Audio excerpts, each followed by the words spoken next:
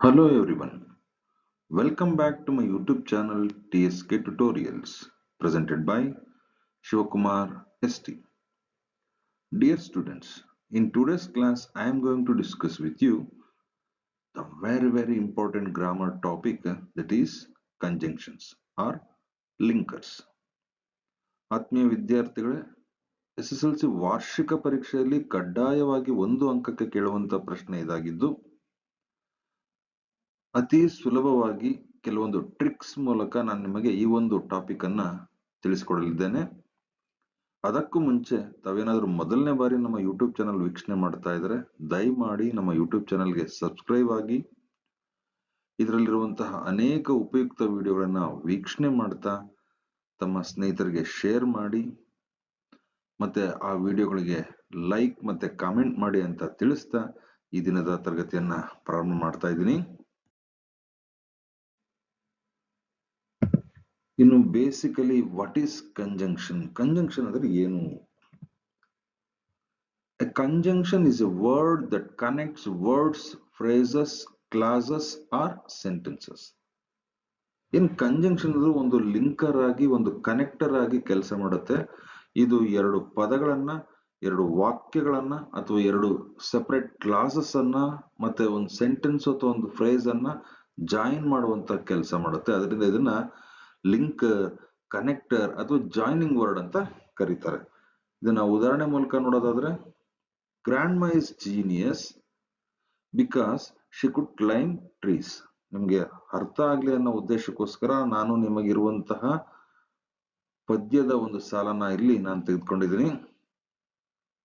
Grandma is genius, grandma is very genius. ಯಾಕಪ್ಪ ಅಂತಂದ್ರೆ she could climb trees, ಆಕೆ ಮರವನ್ನ ಹತ್ತುತ್ತಾಳೆ. ಇಲ್ಲಿ ಬಿಕಾಸ್ ಅನ್ನೋದು ನೋಡಿ ಇಲ್ಲಿ ಲಿಂಕರ್ ಆಗಿ ಕೆಲಸ ಮಾಡ್ತಾ ಇದೆ. Swami hugged the leg and bit him mortally. Swami ಅಗ್ the leg of the burglar and bit him mortally. ಇಲ್ಲೂ ಅಷ್ಟೇ, ಸ್ವಾಮಿ ಏನ್ ಮಾಡ್ತಾನೆ, ಹಗ್ ಮಾಡ್ತಾನೆ. ಏನನ್ನ? ಆ ಬರ್ಗ್ಲರ್ನ ಕಾಲನ್ನ ಹಗ್ ಮಾಡಿ ಆಮೇಲೆ ಏನ್ ಮಾಡ್ತಾನೆ, ಬಿಟ್ ಹಿಮ್ ಮಾರ್ಟಲಿ, ಮಾರಣಾಂತಿಕವಾಗಿ ಕಚ್ಚುತ್ತಾನೆ. ಇಲ್ಲಿ ಅಂಡ್ ಅನ್ನೋದು ಸಹ ಲಿಂಕರ್ ಆಗಿ ಕೆಲಸ ಮಾಡ್ತಿದೆ. Baleshwar is lean but strong. Baleshwar ನೋಡೋದಕ್ಕೆ ತೆಳ್ಳಗಿದ್ದಾನೆ ಆದ್ರೆ ವೆರಿ ಸ್ಟ್ರಾಂಗ್. ಅದಕ್ಕೋಸ್ಕರ ಆತ ಏನ್ ಮಾಡ್ತಾನೆ, ರೋಮನ ಲಿಫ್ಟ್ ಮಾಡಿ ಬಹಳ ದೂರ ಅವಳನ್ನ ಹೊತ್ಕೊಂಡು ಸಾಕ್ತಾನೆ.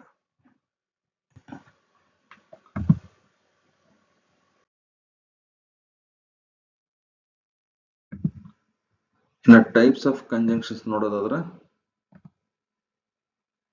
there are 3 types of conjunctions in English: coordinating conjunction, subordinating conjunction, correlative conjunctions ಅಂತ.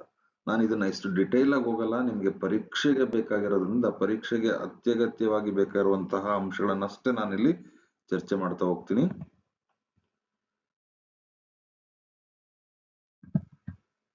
ಇನ್ನ SSLC ವಾರ್ಷಿಕ ಪರೀಕ್ಷೆಯಲ್ಲಿ ಪ್ರಶ್ನೆ ಈ ರೀತಿ ಇರುತ್ತೆ: fill in the blank using suitable linker. ನೋಡಿ, ಇದು ಮಲ್ಟಿಪಲ್ ಚಾಯ್ಸ್ ಕ್ವಶನ್ ಅಡಿಯಲ್ಲಿ ಬರೋದಿಲ್ಲ, ಡೂ ಆಸ್ ಡೈರೆಕ್ಟೆಡ್ ಅಡಿಯಲ್ಲಿ ಬರುತ್ತೆ. ಇಲ್ಲಿ ಒಂದು ವಾಕ್ಯವನ್ನ ಕೊಟ್ಟಿರ್ತಾರೆ, ವಾಕ್ಯದಲ್ಲಿ ಒಂದು ಡ್ಯಾಶ್ ಇರುತ್ತೆ, ಆ ಡ್ಯಾಶ್ ಅಲ್ಲಿ ಸೂಟಬಲ್, ಸೂಕ್ತವಾದಂತಹ ಲಿಂಕರ್ ಅನ್ನ ಹಾಕಿ ನೀವು ಉತ್ತರ ಬರೀಬೇಕಾಗುತ್ತೆ.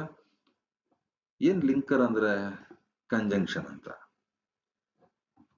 ಅಥವಾ ಈ ರೀತಿನೂ ಕೇಳ್ತೇವೆ ನೋಡಿ, fill in the blanks with appropriate conjunction. Conjunction ಅಂತಾನೂ ಸಹ ಕೇಳಬಹುದು.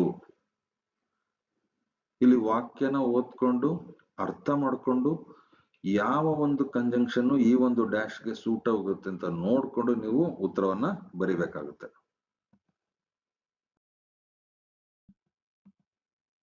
ಇನ್ನ ಫ್ರೀಕ್ವೆಂಟ್ ಆಗಿ ಪರೀಕ್ಷೆಗಳಲ್ಲಿ ಕೇಳುವಂತಹ ಕಂಜಂಕ್ಷನ್ಸ್ ಇಲ್ಲಿದಾವೆ. ಅಂಡ್ ಅಂದ್ರೆ ಮತ್ತು, ಸೋ ಅಂದರೆ ಆದ್ದರಿಂದ, ಆರ್ ಅಂದರೆ ಅಥವಾ, ಬಿಕಾಸ್ ಎಂದರೆ ಏಕೆಂದರೆ, ದೋ ಆದಾಗ್ಯೂ, ಇಫ್ ಒಂದು ವೇಳೆ, ಅನ್ಲೆಸ್ ವಿನಾ ಅಥವಾ ಹೊರತು, ಬಟ್ ಅಂದರೆ ಆದರೆ, ಅಂಟಿಲ್ ಅಂದ್ರೆ ಅಲ್ಲಿಯವರೆಗೆ. ಸೊ ಇವೆಲ್ಲ ಫ್ರೀಕ್ವೆಂಟ್ ಆಗಿ ಕೇಳುವಂತಹ ಕಂಜಂಕ್ಷನ್ಸ್ ಆಗಿದ್ದು, ಏನ್ ಸರ್ ಇಷ್ಟೇನ ಕಂಜಂಕ್ಷನ್ಸ್ ಇರೋದು? ಇಲ್ಲ, ಕಂಜಂಕ್ಷನ್ ಸುಮಾರಿದೆ. ವೆನ್, ವೈಲ್, ದೇರ್ ಫೋರ್ ಸಾಕಷ್ಟು ಬರುತ್ತೆ. ಆದರೆ ನಾನು ನಿಮಗೆ ತುಂಬಾ ಗೊಂದಲ ಮಾಡಬಾರದು, ನಿಮಗೆ ಸುಲಭವಾಗಿ ಅರ್ಥ ಆಗುವಂತಹ ಮತ್ತೆ ಪರೀಕ್ಷೆಯಲ್ಲಿ ಫ್ರೀಕ್ವೆಂಟ್ ಆಗಿ ರಿಪೀಟ್ ಆಗಿ ಕೇಳುವಂತಹ ಕಂಜಂಕ್ಷನ್ಸ್ ಅಷ್ಟೇ ನಾನು ಇಲ್ಲಿ ಚರ್ಚೆ ಮಾಡ್ತಾ ಇದ್ದೀನಿ.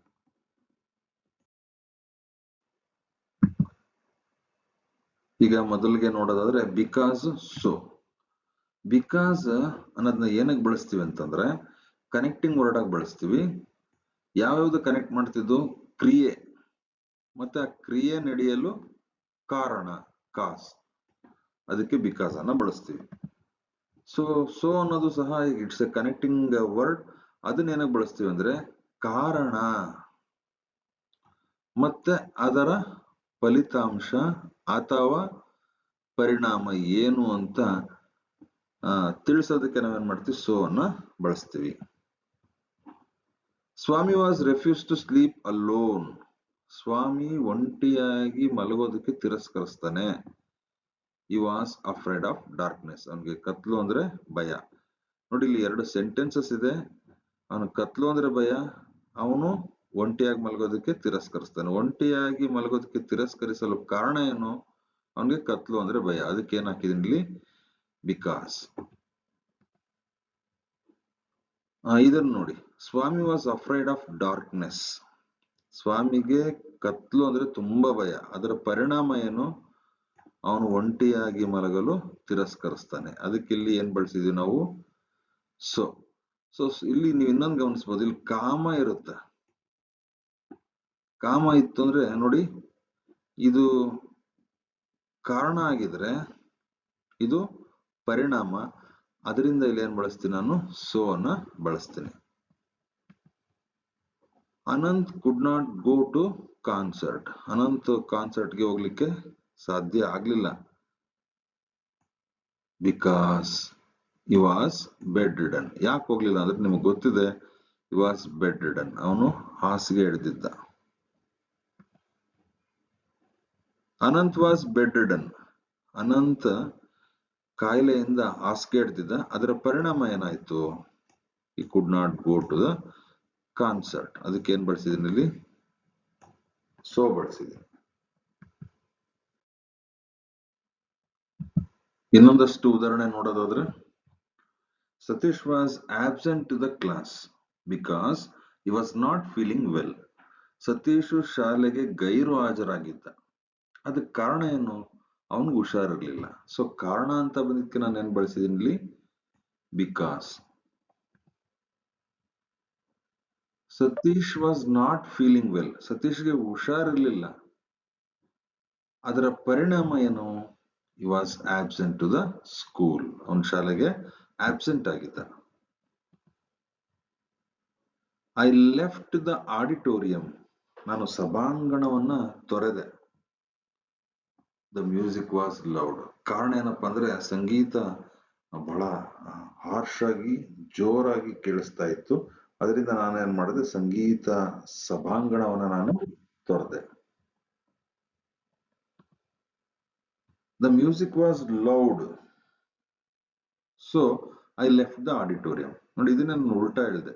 ದ ಮ್ಯೂಸಿಕ್ ವಾಸ್ ಲೌಡ್, ಸಂಗೀತ ಏನಾಗ್ತಿತ್ತು? ಜೋರಾಗಿ ಬರ್ತಾ ಇತ್ತು. ಅದರ ಪರಿಣಾಮ ಏನಾಯ್ತು? ನಾನು ಸಭಾಂಗಣವನ್ನ ತೊರೆದೆ.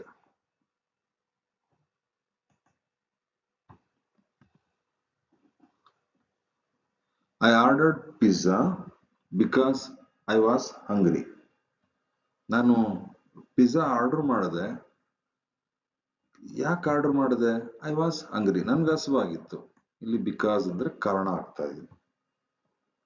ಇದನ್ನ ಉಲ್ಟಾ ಹೇಳೋದಾದ್ರೆ, ಐ ವಾಸ್ ಹಂಗ್ರಿ, ನನಗೆ ತುಂಬಾ ಹಸುವಾಗಿತ್ತು, ಅದಕ್ಕಾಗಿ ಆದ್ದರಿಂದ ನಾನೇನ್ ಮಾಡಿದೆ? ಐ ಆರ್ಡರ್ಡ್ ಪಿಜ್ಜಾ, ನಾನು ಪಿಜ್ಜಾನ ಆರ್ಡರ್ ಮಾಡಿದೆ.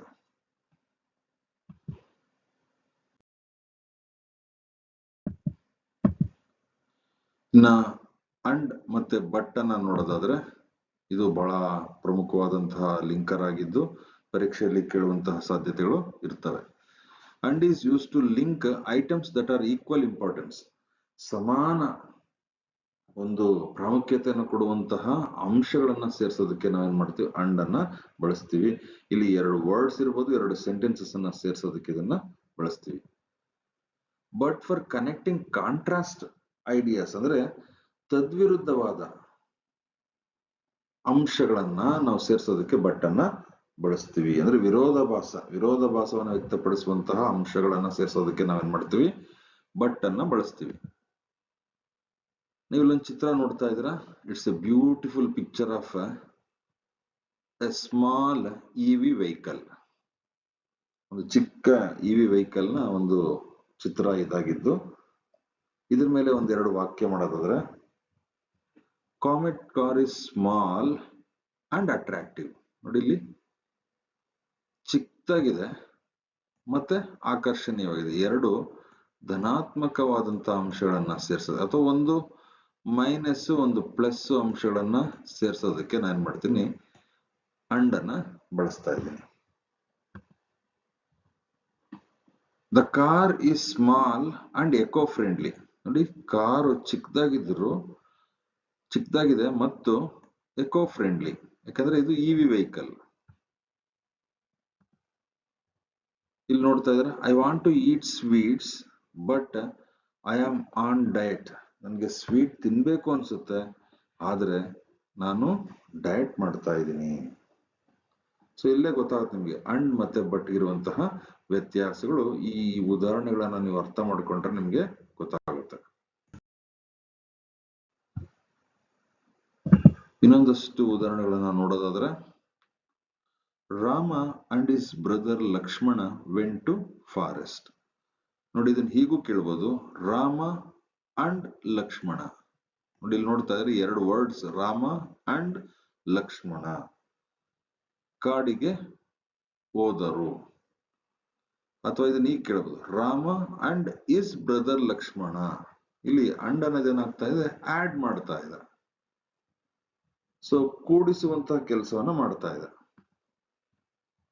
ಇಲ್ಲಿ ನೋಡ್ತಾ ಇದ್ರೆ, ಸುಷ್ಮಾ ಇಸ್ ವೆರಿ ಯಂಗ್.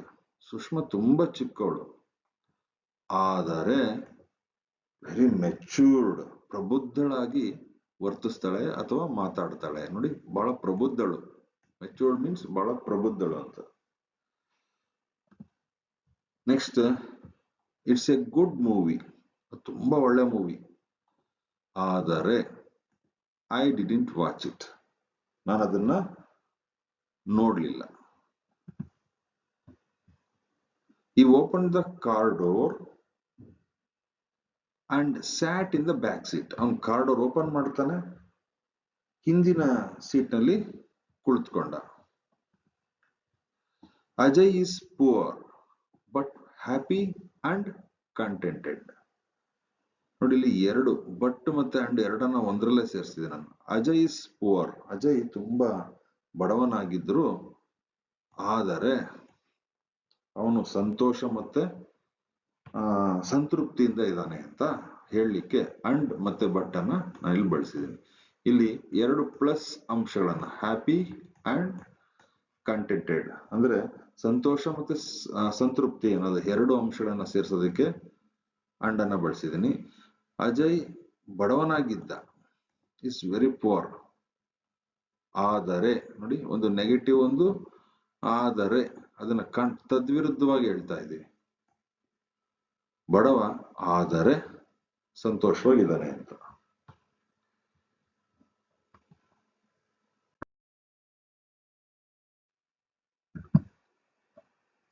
ಮುಂದಿನ ಕಂಜಂಕ್ಷನ್ ನೋಡೋದಾದ್ರೆ, ದೋ ಆಲ್ದೋ. ದೋ ಮತ್ತೆ ಆಲ್ದೋ ಬೋತ್ ಆರ್ ಸೇಮ್. ಏನಕ್ಕೆ ಬಳಸ್ತೀವಿ? ಇನ್ಸ್ಪೈಟ್ ಆಫ್, ಆದಾಗ್ಯೂ ಸಹ ಅಂತ ಹೇಳೋದಕ್ಕೆ ಬಳಸ್ತೀವಿ. ದೋ ಅನ್ನೋದನ್ನ, ದೋ ಮತ್ತೆ ಆಲ್ದೋಗಿರುವಂತ ಒಂದು ಸ್ಲೈಟ್ ಡಿಫ್ರೆನ್ಸ್ ಏನಪ್ಪಾ ಅಂತಂದ್ರೆ, ದೋ ಅನ್ನೋದು ಇನ್ಫಾರ್ಮಲ್ ಅಲ್ಲಿ ಬಳಸ್ತೀವಿ, ಆಲ್ದೋ ಅನ್ನೋದು ಫಾರ್ಮಲ್ ಆಗಿ ಬಳಸ್ತೀವಿ. ಸೊ ದೋ ಅನ್ನೋದನ್ನ ನಾವ್ ಎಲ್ಲಿ ಬಳಸ್ತೀವಿ ಅಂದ್ರೆ, middle of the sentence and at the end of the sentence. Although ಅನ್ನೋದು ಬಹುಭಾಗ ನಾವೆಲ್ಲಿ ಬಳಸ್ತೀವಿ ಅಂದ್ರೆ ಪ್ರಾರಂಭದಲ್ಲಿ ಬಳಸ್ತೀವಿ.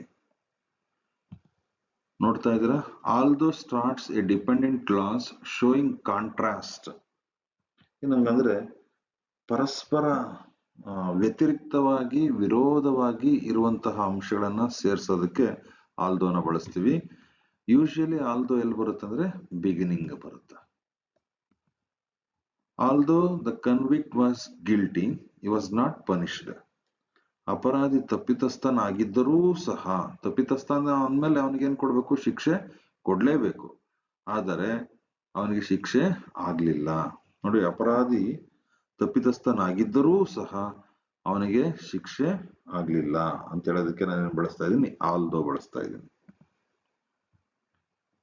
The convict was not punished ಅಂದ್ರೆ ಅಪರಾಧಿಗೆ ಶಿಕ್ಷೆ ಆಗ್ಲಿಲ್ಲ. ದೋ ಹಿ ವಾಸ್ ಗಿಲ್ಟಿ, ಅವನ್ ತಪ್ಪು ಮಾಡಿದ್ರೂ ಸಹ ಅವನಿಗೆ ಶಿಕ್ಷೆ ಆಗ್ಲಿಲ್ಲ. ನೋಡಿ, ಇಲ್ಲಿ ದೋ ಅನ್ನೋದು ಮಿಡ್ಲ್ ಅಲ್ಲಿ ಬಂದಿದೆ, ಆಲ್ದೋ ಅನ್ನೋದು ಪ್ರಾರಂಭದಲ್ಲಿ ಬಂದಿದೆ. Although is suffering from fever, he attended the classes.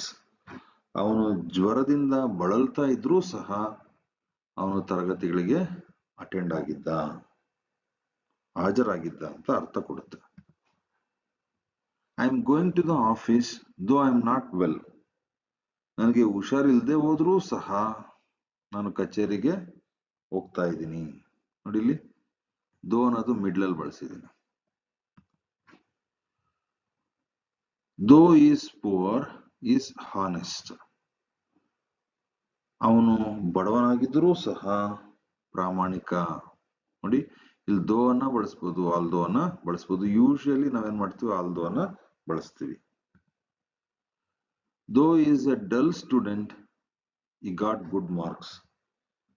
ಅವನು ಮಂದಗತಿಯ ವಿದ್ಯಾರ್ಥಿ ಆಗಿದ್ರೂ ಸಹ ಆತ ಏನ್ ಮಾಡ್ತಾನೆ? ಒಳ್ಳೆ ಅಂಕಗಳನ್ನ ತೆಗೆದುಕೊಂಡಿದ್ದಾನೆ. ನೀವು ಹೆಚ್ಚು ತಲೆಗೆಡ್ಸ್ಕೋಬೇಡಿ.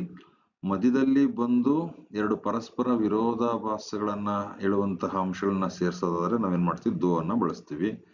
ಪ್ರಾರಂಭದಲ್ಲಾದ್ರೆ ಆಲ್ದೋ ಬಳಸ್ತೀವಿ. ದೋ ಬಳಸೋರು ಸರಿನೇ. ದೋ ಬಳಸೋರು ತಪ್ಪಾಗುತ್ತಾ ಸರ್? ಇಲ್ಲ, ದೋ ಬಳಸೋರು ಸರಿನೇ.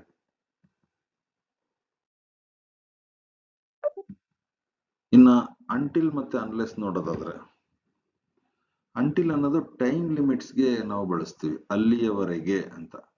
ಅನ್ಲೆಸ್ ಅನ್ನಂತಂದ್ರೆ ಅದು ಒಂದು ಕಂಡೀಷನ್. ಇದನ್ನ ಮಾಡದೆ ಹೋದ್ರೆ, ಇದನ್ನ ಮುಗಿಸದೆ ಹೋದ್ರೆ ಅನ್ನೋ ಅರ್ಥವಂತಹ ಕೊಡುವಂತಹ ಪದ ಇದಾಗಿರುತ್ತೆ. ಉದಾಹರಣೆ ಮೂಲಕ ನೋಡೋದಾದ್ರೆ, Sanjay waited until midnight for the train. Sanjay ಮಧ್ಯರಾತ್ರಿವರೆಗೆ, ನೋಡಿ ಸಮಯ ಅದು, ಮಧ್ಯರಾತ್ರಿವರೆಗೆ ಟ್ರೈನ್ಗಾಗಿ ರೈಲ್ವೆ ಸ್ಟೇಷನ್ ಅಲ್ಲಿ ಕಾಯ್ತಾ ಇದ್ದ. We cannot leave until every one arrives. ಎಲ್ಲರೂ ಬರುವವರೆಗೆ, ನೋಡಿ ಸಮಯ ಅದು, ಎಲ್ಲರೂ ಬರುವವರೆಗೆ ನಾವಿಲ್ಲಿಂದ ಹೊರಡ್ಲಿಕ್ಕೆ ಸಾಧ್ಯ ಇಲ್ಲ. You won't pass unless you study hard. ಎಲ್ಲಿಯವರೆಗೆ ನೀನು ಸರಿಯಾಗಿ ಕಷ್ಟಪಟ್ಟು ಓದಲ್ವೋ ಅಲ್ಲಿವರೆಗೆ ನೀನು ಗ್ಯಾರಂಟಿ ಪಾಸ್ ಆಗಲ್ಲ. ಅಂದ್ರೆ ಈ ಕೆಲಸ ಕಂಡೀಷನ್ ಇದು. ಯು ಸ್ಟಡಿ ಹಾರ್ಡ್, ನೀನು ಕಷ್ಟಪಟ್ಟು ವರ್ಕ್ ಮಾಡದೆ ಹೊರತು ಪಾಸ್ ಆಗ್ಲಿಕ್ಕೆ ಸಾಧ್ಯ ಇಲ್ಲ. You won't go out to play unless it stops raining. ಎಲ್ಲಿವರೆಗೂ ಮಳೆ ನಿಲ್ಲೋದಿಲ್ವೋ ಅಲ್ಲಿವರೆಗೂ ನೀನು ಹೊರಗಡೆ ಹೋಗ್ಲಿಕ್ಕೆ ಅಥವಾ ಹೊರಗಡೆ ಆಟ ಆಡ್ಲಿಕ್ಕೆ ಹೋಗೋದಕ್ಕೆ ಸಾಧ್ಯ ಇಲ್ಲ. ಕಂಡೀಷನ್ ಅದು. ಇನ್ನು ಫೈನಲ್ ಆರ್ ಅನ್ನೋದು ಆಪ್ಷನ್, ಚಾಯ್ಸ್ ಅಥವಾ ಸೆಲೆಕ್ಷನ್, ಆಲ್ಟರ್ನೇಟಿವ್ಸ್ ಅಂತ ಹೇಳ್ತೀವಿ. Between two or more choices ಅಂತ. ಆರ್ ಅಂದ್ರೆ ಅಥವಾ ಎನ್ನುವಂತ ಅರ್ಥವನ್ನ ಕೊಡುತ್ತೆ. It represents alternatives, choices, options between two more choices. ಇಲ್ಲಿ ನೋಡ್ತಾ ಇದ್ರ, ಡೂ ಆರ್ ಡೈ, ಮಾಡು ಇಲ್ಲವೇ ಮಡಿ. Shall we go for walk or stay at home. ನೋಡಿ, ಎರಡು ಆಪ್ಷನ್, ನಾವು ವಾಕ್ ಹೋಗೋಣವಾ ಅಥವಾ ಮನೆಗಿರೋಣವಾ. ಆಪ್ಷನ್ ಕೊಡೋದಕ್ಕೆ ಆರ್ ಅನ್ನ ಬಳಸ್ತಾ ಇದ್ದೀನಿ. You can go to Bangalore by train or by bus. ನೀನು ಬೆಂಗಳೂರಿಗೆ ಟ್ರೈನ್ ಅಲ್ಲಾದ್ರೂ ಹೋಗ್ಬೋದು, ಬಸ್ ಅಲ್ಲಾದ್ರೂ ಹೋಗಬಹುದು. Do you want coffee or tea? Options ಕೇಳ್ತಾ ಇದ್ದೀನಿ, ಕಾಫಿ ಬೇಕಾ ಅಥವಾ ಟೀ ಬೇಕಾ ಅಂತ.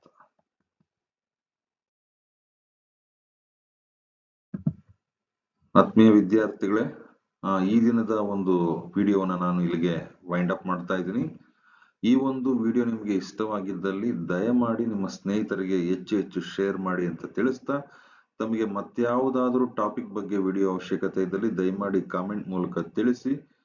ನಾನು ಮತ್ತೆ ಆ ಒಂದು ವಿಷಯದ ಬಗ್ಗೆ ವಿಡಿಯೋವನ್ನ ಮಾಡಿ ನಿಮಗೆ ರೀಚ್ ಆಗುವಂತಹ ಪ್ರಯತ್ನವನ್ನ ಮಾಡ್ತೀನಿ ಅಂತ ಹೇಳ್ತಾ ಈ ದಿನದ ವಿಡಿಯೋವನ್ನ ವೈಂಡ್ ಅಪ್ ಮಾಡ್ತಾ ಇದ್ದೀನಿ. Thank you for watching this video.